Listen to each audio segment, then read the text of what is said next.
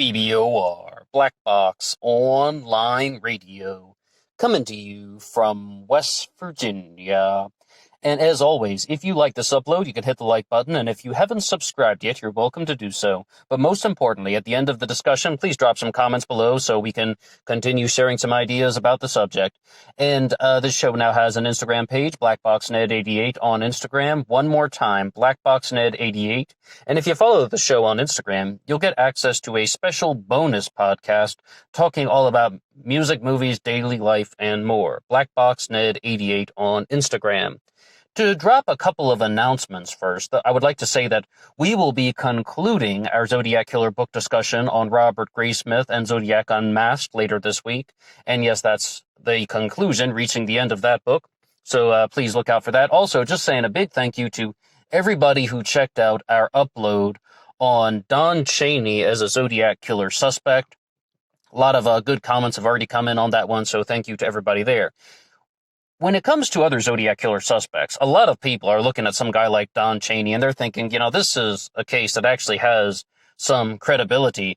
And I was, I guess you'd say, pleasantly surprised with the amount of credibility that I found it with Don Cheney as a Zodiac Killer suspect.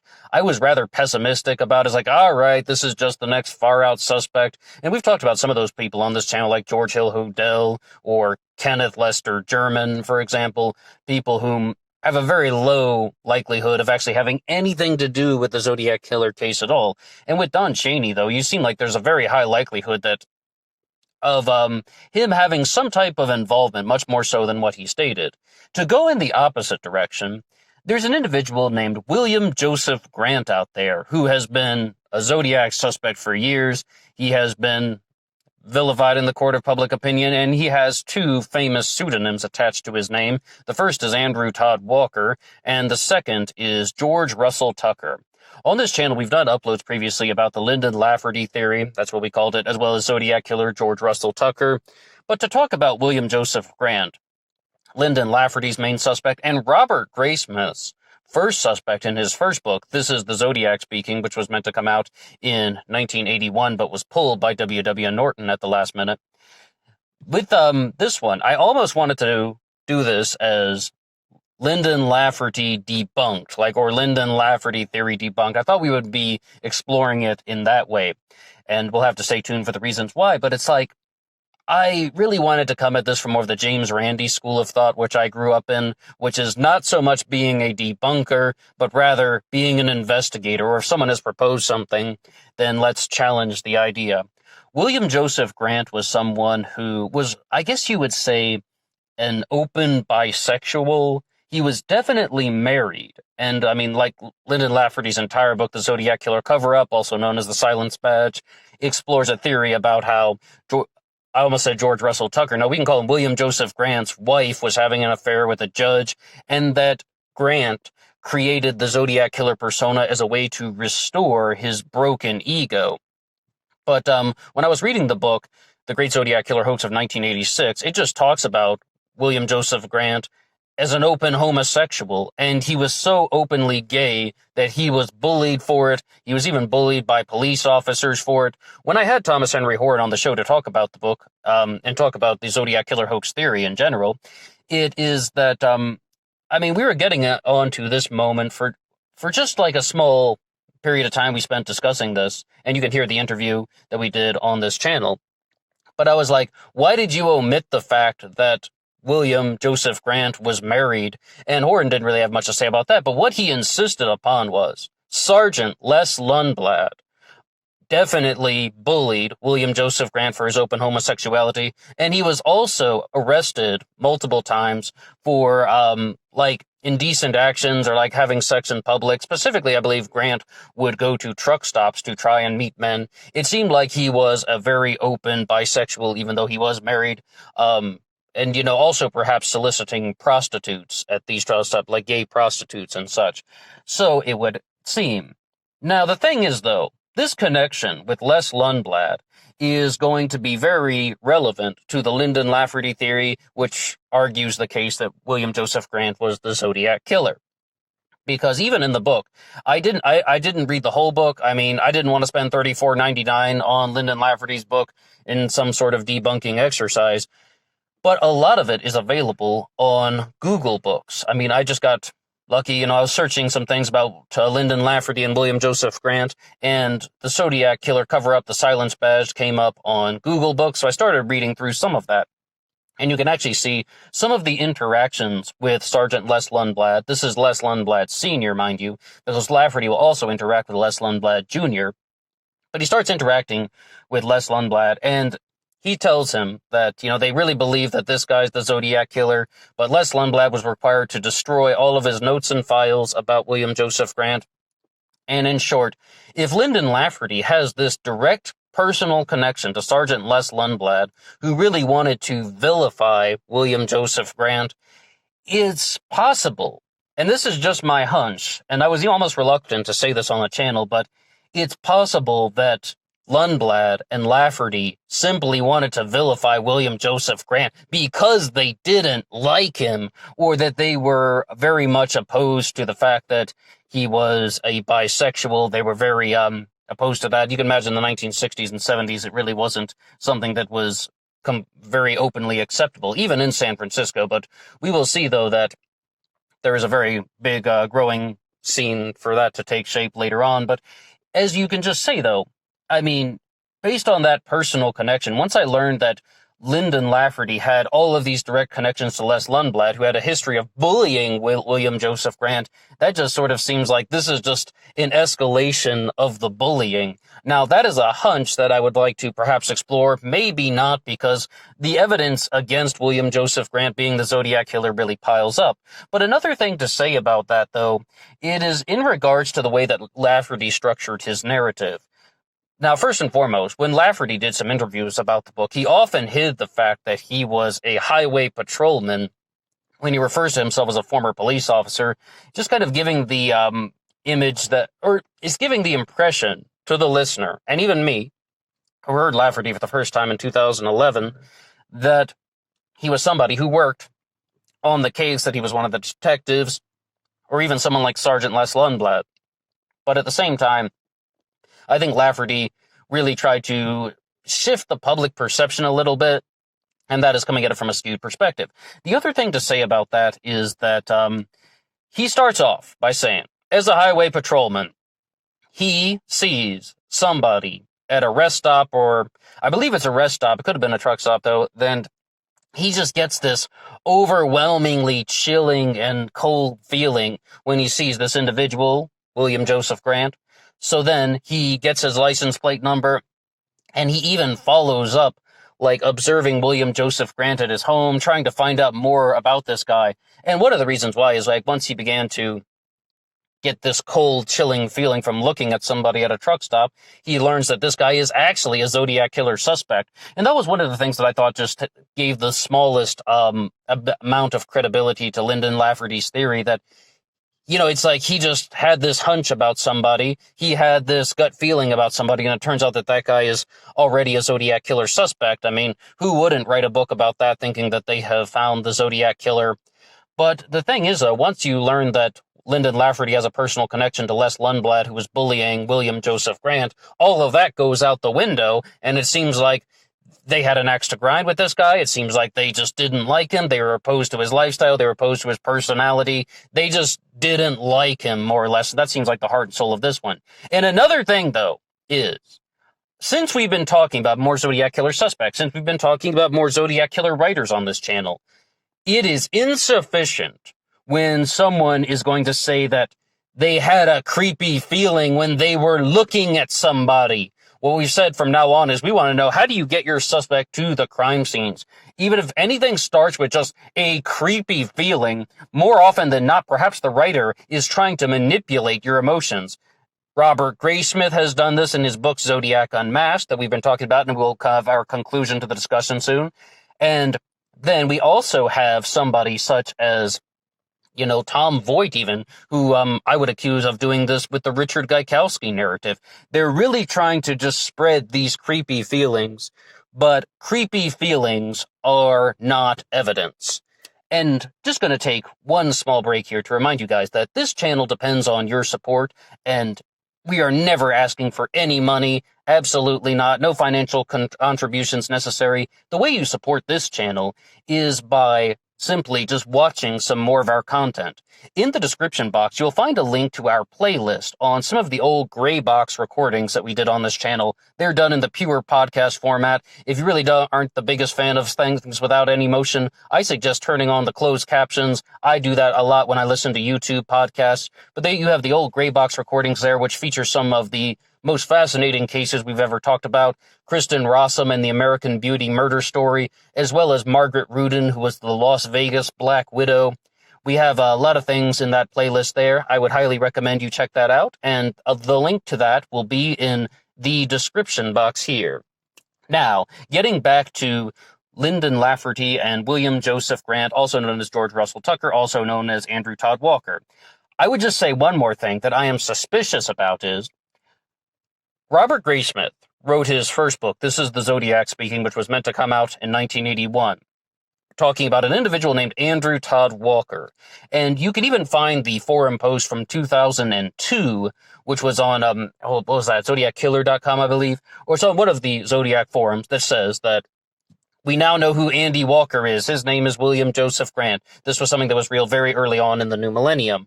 Now, part of me also believes that because Robert Graysmith did not put out his book on Andrew Todd Walker, George Russell Tucker, William Joseph Grant as a suspect, that Lyndon Lafferty thought, okay, now here's my opportunity to write a book about William Joseph Grant as a Zodiac Killer suspect. But you can see very easily how some things in the Zodiac mystery could be vilifying William Joseph Grant as a false suspect.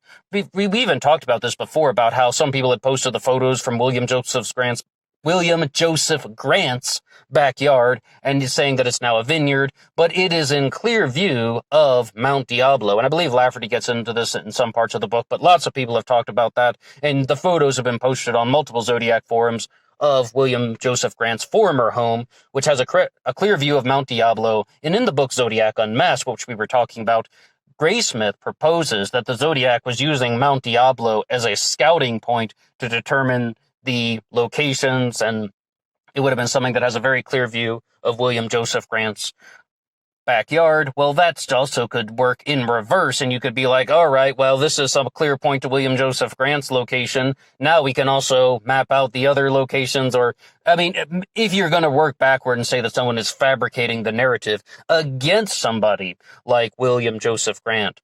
Other pieces of evidence that I would say is this quote-unquote debunking of Lyndon Lafferty, even though it's more of, just challenging some of the things that he proposed, is that Lafferty gave Grant the pseudonym George Russell Tucker because of a possible solution to the Z13 Cipher, which, if you rearrange the letters and symbols of the Z13 into rows and columns, you will get 3 letters on the right side that spell out GRT, which Lafferty claimed this is trying to spell out Grant, even though it doesn't say Grant. Well, that's not the best thing in the world. I mean, that's not the most convincing piece of evidence. And when we did that upload on the Z13 Cipher, we actually mentioned someone else's blog, which the title has escaped me, but they said that you can get 100 different possible combinations using Lafferty's same method. And bear in mind, you only get 3 letters on the side, GRT.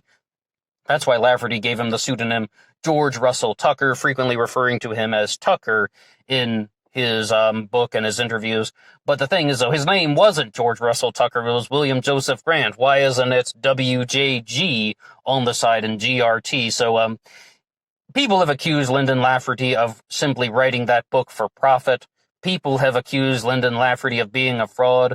But I would say that his narrative is greatly fractured by this connection that he has to Sergeant Les Lundblad. And Les Lundblad passed away in 1977 at the age of 61, which was also mentioned in the Zodiac Killer cover-up that I was reading on Google Books.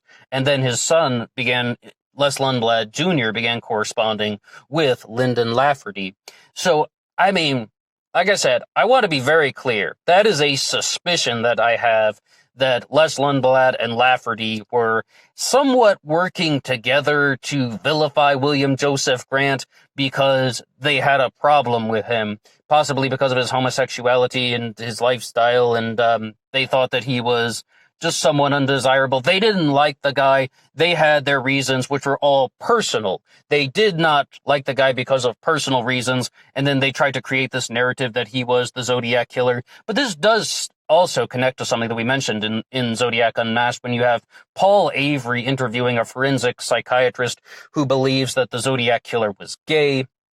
And I don't know if there's any evidence to support that. What is the deal with targeting lovers' lanes? I mean, when a serial killer is a homosexual, you know what they often do? They target gay men. I mean, like, this is something that we see time and time again. We have cases like the Black Doodler. We have Dean Corll, the Candyman. We even have people like John Wayne Gacy. Well, he was a different setup because John Wayne Gacy was a bisexual who targeted just men in general whom he felt were vulnerable. So I take that one back. I would retract that statement about Gacy, but definitely about the Black Doodler and Dean Corll, the Candyman. They target gay men. Oh, another example perhaps would be somebody like Fritz Harman, the Vampire Butcher of Hanover, which we've done an upload about on this channel. The whole thing is, though, I don't necessarily see the evidence or just any type of narrative that someone would think that the Zodiac Killer was a homosexual man.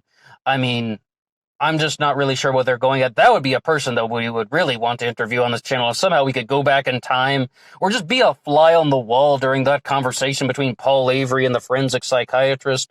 And one person did leave a comment, though, on my original Lyndon Lafferty upload that I put out in 2017 talking about George Russell Tucker, William Joseph Grant as the Zodiac Killer.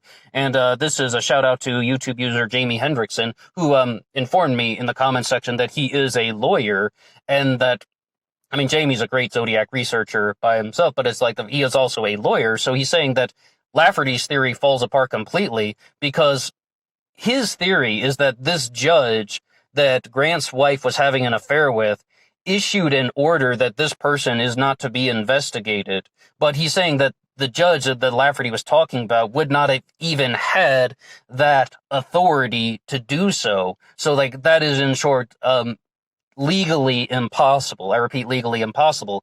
And I said multiple times in my first Lyndon Lafferty upload in 2017, which was actually the first ever upload I did about the Zodiac Killer case, because it was an interview with Lyndon Lafferty that put me down the Zodiac pathway. And I heard it on the show Savage Nation, where Lyndon Lafferty called in. And so I've always had sort of a personal connection to the Lyndon Lafferty theory, if you will. But at the same time, it doesn't mean that Lafferty was right about anything. It doesn't mean anything of that nature. And it's very possible that Lafferty and Lundblad were working together to vilify Grant because they had personal reasons for that had nothing to do with the actual Zodiac Killer case. So, and like I said, we might do another thing up that because it would be really nice to know for sure. But at the same time, I'm not even sure how relevant that would be. I mean, like, we've kind of said our piece on the subject, and we might have to put Lyndon Lafferty and William Joseph Grant in the cold case files, more or less. But I think, though, it was somewhat of a well-composed narrative about how Lafferty was saying this thing about how this judge issued an order that this person is not to be investigated, even though, like, I mean, I was using the word plausible to describe that in my first upload, and it was just like, just hearing from somebody who was a lawyer saying that, what are you talking about? That's not plausible. In short, I have to confess, that was the first upload I ever did on the Zodiac Killer. I didn't necessarily know what I was talking about with that one, and we have learned an enormous amount about the case over the last 2 years talking about it with you guys, and you really just seem that even if you're just going to say the legalese is off the table, Lyndon Lafferty loses his credibility. His solutions to the ciphers aren't very good. It's most likely that him and Lundblad had some type of personal connection to the situation, and they were using that in a very destructive way to try and vilify William Joseph Grant. But, we're going to explore that in the future, even if we don't do another upload about it. I'm just going to read up on that, and if we do find something interesting, I'll gladly share it with you guys. If I don't find any interesting things about this case, then this will be the last upload on Lyndon Lafferty for a long, long time. But what do you think about William Joseph Grant as the Zodiac Killer? I know he's a very big suspect because, once again, mentioned by Graysmith, as well as just anyone looking into the case will find the Lyndon Lafferty theory very easily. But what do you have to say about any of that? And that's all for me now. Once again, if you like this upload, you can hit the like button. And if you haven't subscribed yet, you're welcome to do so. But please check out our gray box recordings in the description box right here. That's all for me now. Until next time.